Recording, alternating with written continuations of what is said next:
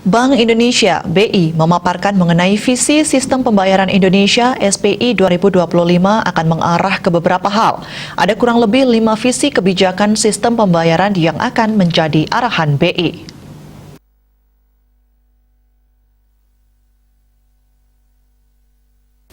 Kepala Unit Kehumasan Kantor Perwakilan BI Bali, Raymond Samora, menyampaikan 5 visi SPI 2025 tersebut diantaranya: pertama, untuk mendukung integrasi ekonomi keuangan digital nasional; kedua, mendukung digitalisasi perbankan; ketiga, menjamin interlink antara fintech dan perbankan; keempat, menjamin keseimbangan antara inovasi dan consumer protection, integritas dan stabilitas, serta persaingan usaha yang sehat; serta kelima, menjamin kepentingan nasional dalam ekonomi keuangan digital antar negara.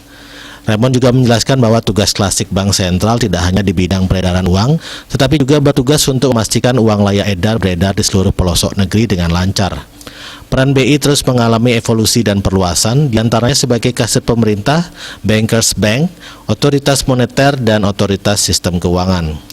Sementara terkait inflasi, Raymond menambahkan inflasi yang umumnya terjadi karena 3 faktor. Pertama, inflasi volatile food yang disebabkan oleh masalah komoditas bahan pangan seperti gagal panen dan kendala distribusi. Kedua, inflasi administered price yang disebabkan oleh kebijakan pemerintah seperti kenaikan harga BBM, tarif listrik, serta penaikan harga gas LPG. Ketiga, inflasi inti yang dipengaruhi oleh faktor permintaan dan penawaran. Raymond turut memberikan penjelasan mengenai loan to value, financing to value, LTV atau FTV, yang merupakan angka rasio antara nilai kredit atau pembiayaan yang dapat diberikan oleh bank terhadap nilai agunan berupa properti atau hal lainnya pada saat pemberian kredit yang berdasarkan hasil penilaian terkini. Salah satu bentuk penerapan kebijakan ini adalah Peraturan BI Nomor 23/2/GBI/2021 yang memberikan kelonggaran uang muka hingga 0% untuk pembelian kendaraan bermotor dan properti.